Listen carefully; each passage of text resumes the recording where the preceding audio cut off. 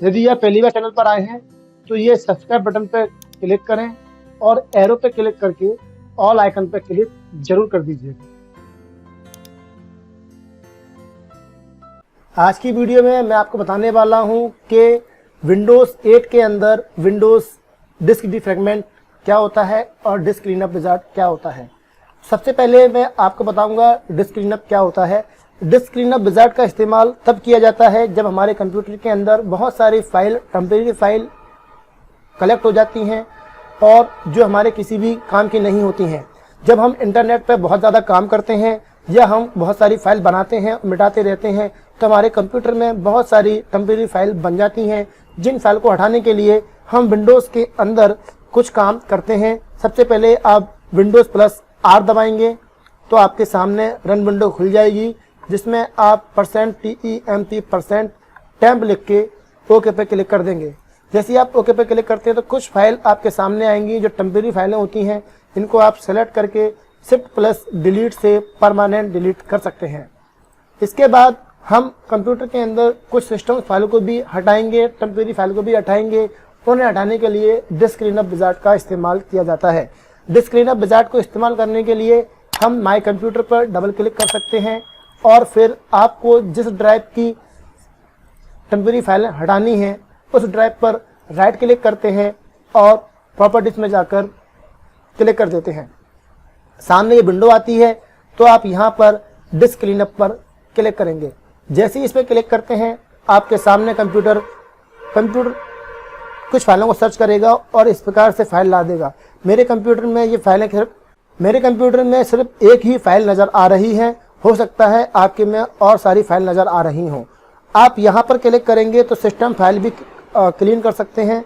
तो यहाँ क्लिक करते ही हमारे कंप्यूटर में कोई सिस्टम फाइल ऐसी नहीं है जो बेकार हो, क्योंकि मैं अक्सर इनको हटाता रहता हूँ।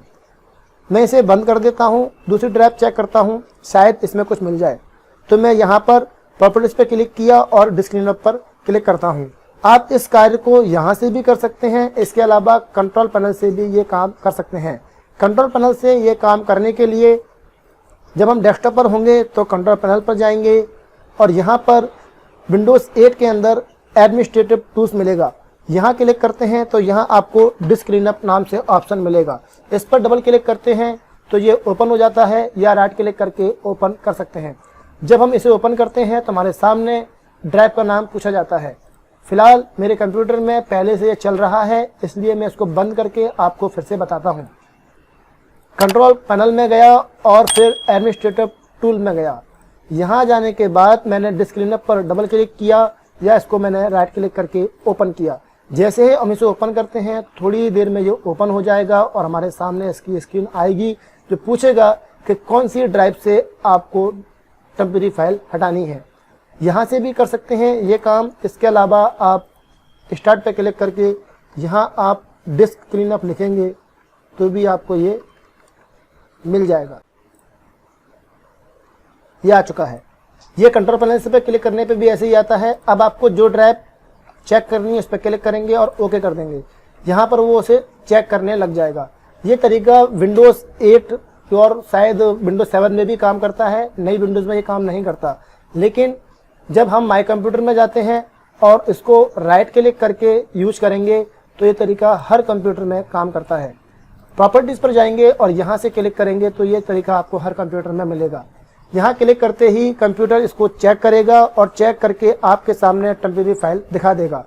इस वाली ड्राइव को जब मैंने चेक किया था C ड्राइव को, तो उसमें कोई भी टेम्परेरी फाइल नहीं थी। यहाँ पर थोड़ा टाइम ले रहा है, हो सकता है यहाँ पर कुछ टेम्परेरी फाइल हमको मिले। थोड़ी देर वेट करते हैं।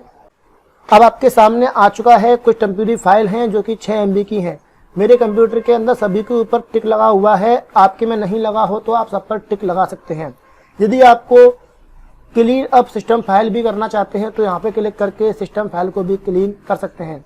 जैसे ही इस पे क्लिक करते हैं तो कंप्यूटर चेक करेगा और फिर चेक करने के बाद सिस्टम फाइल को भी बता देगा।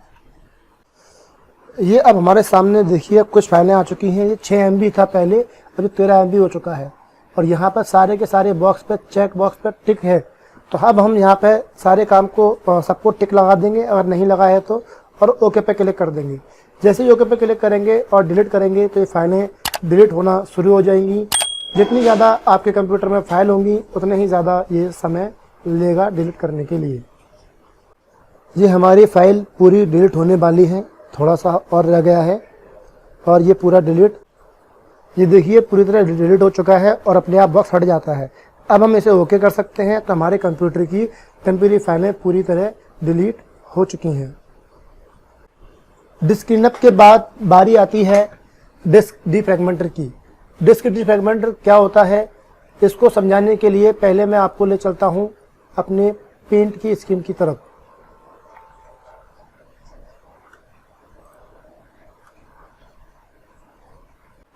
मान के चलिए ये आपके कंप्यूटर की हार्ड डिस्क है और ये हार्ड डिस्क के क्लस्टर हैं जो आप फाइल बनाते जा रहे हैं तो भरते जा रहे हैं, ये भरती जा रही है आगे की तरफ और ये इतनी भर चुकी है।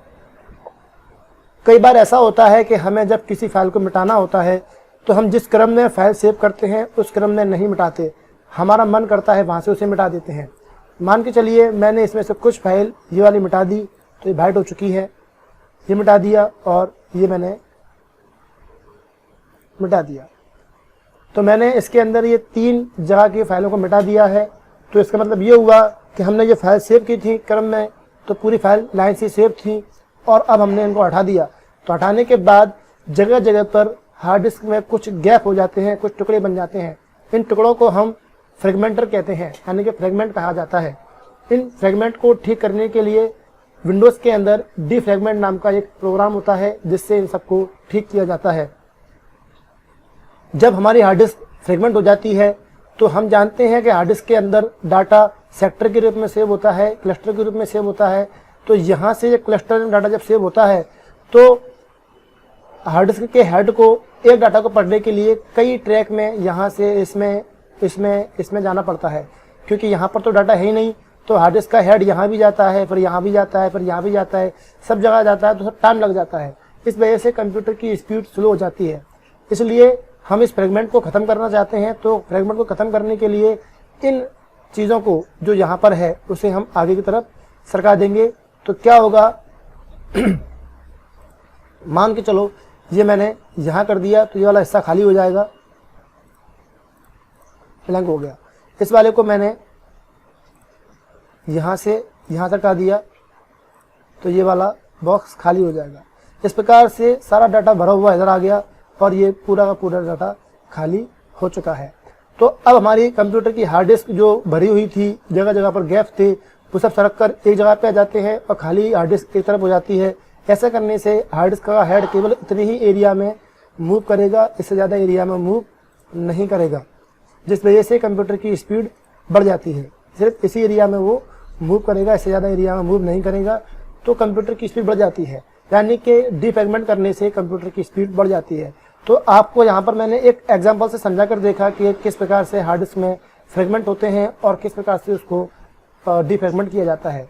इसे करते कैसे हैं, वो करने के लिए हम चलते हैं कंप्यूटर की स्क्रीन पर। यहाँ पर सबसे पहले आप डिफ्रैगमेंट करने के लिए कई तरीके होते हैं। आप कंट्रोल पैनल में जाकर, जब हम कंट्रोल पैनल को ओपन करते हैं तो ये यहाँ जाने के बाद एडमिनिस्ट्रेटिव टूल्स में जाएंगे तो यहाँ आपको डिफ्रैगमेंट एंड ऑप्टिमाइज के नाम से ऑप्शन मिलेगा। यहाँ से इसको हम डिफ्रैगमेंट और ऑप्टिमाइज कर सकते हैं। इसके अलावा आप जब स्टार्ट स्क्रीन पर सर्च करते हैं ऑप्टिमाइज या डिफ्रैगमेंट,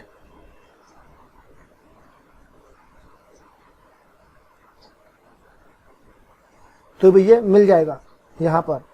और यदि आप ये भी ना करें तो कॉमन तरीका हर कंप्यूटर के लिए, राइट क्लिक करें, माय कंप्यूटर को ओपन कर लें, ओपन करने के बाद आप जिस ड्राइव को डिफ्रैगमेंट करना है उस ड्राइव के ऊपर राइट क्लिक करें और प्रॉपर्टीज में जाएं। यहाँ पर आप देखेंगे टूल नाम का एक ऑप्शन मिलेगा। इस टूल पर ऑप्टिमाइज नाम का ऑप्शन मिलता है। यहाँ क्लिक करते ही आपके सामने फ्रेगमेंटेशन की विंडो आ जाएगी, जिसको ऑप्टिमाइज ड्राइव भी कहते हैं। यहाँ पर आपको जो ड्राइव आपको डिफ्रैगमेंट करनी है, पहले उसको चेक करते हैं कि वो डिफ्रैगमेंट करने के लिए है भी कि नहीं। कई बार ड्राइव हमारी डिफ्रैगमेंट नहीं होती, फ्रेगमेंट नहीं होती है, तब भी उसे हम डिफ्रैगमेंट करते रहते हैं। तो इसको आप एनालाइज करेंगे, कंप्यूटर चेक करेगा कि हमारी कितनी हार्ड डिस्क फ्रेगमेंट है। थोड़ा टाइम लेता है चेक करने में। मेरी हार्ड डिस्क 1% फ्रेगमेंट है, तो 1% कोई ज़्यादा बड़ी दिक्कत वाली बात नहीं है। लेकिन यदि 20% से ज़्यादा है तो आप ऑप्टिमाइज पर क्लिक करके इसको आप सेगमेंट कर सकते हैं। सेगमेंट करने का समय काफ़ी ज़्यादा हो सकता है, ये डिपेंड करता है आपकी हार्ड डिस्क कितनी ज़्यादा फ्रेगमेंट है, तो उसके हिसाब से ये समय लेता है। और कंप्यूटर कभी कभी 10 मिनट में, तो कभी कभी आधे घंटे में, कभी कभी 1 घंटे में फ्रेगमेंट डिफ्रेगमेंट हो पाता है। मेरा कंप्यूटर 1% डिफ्रेगमेंट है तो मैं इसे ऑप्टिमाइज नहीं कर रहा हूँ।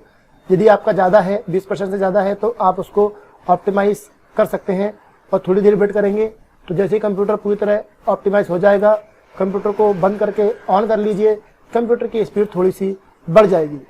इस प्रकार से कंप्यूटर के अंदर फ्रेगमेंट, डिफ्रेगमेंट और डिस्क क्लीनअप का इस्तेमाल किया जाता है। नोट्स के अंदर ये दोनों ही चीज़ें आपको मिल जाएंगी। पहले आपको डिफ्रेगमेंट मिलेगा, उसके बाद डिस्क क्लीनअप विजार्ड मिलेगा। तो कंफ्यूज नहीं होना है कि पहले क्या याद करें। आपको जो अच्छा लगे पहले वो याद कर सकते हैं। मैंने डिस्क क्लीनअप विजार्ड पहले इसलिए पढ़ाया था ताकि कंप्यूटर थोड़ा सा डिलीट करके खाली हो जाए, उसके बाद मैं इसको इस्तेमाल कर सकूं। आपको वीडियो कैसा लगा? अच्छा लगा हो तो लाइक करें, शेयर करें, और यदि आपके लिए नॉलेज यूजफुल रही है तो अपने दोस्तों को इसको जरूर शेयर करें। मिलेंगे अगली वीडियो में, तब तक के लिए जय हिंद, जय भारत।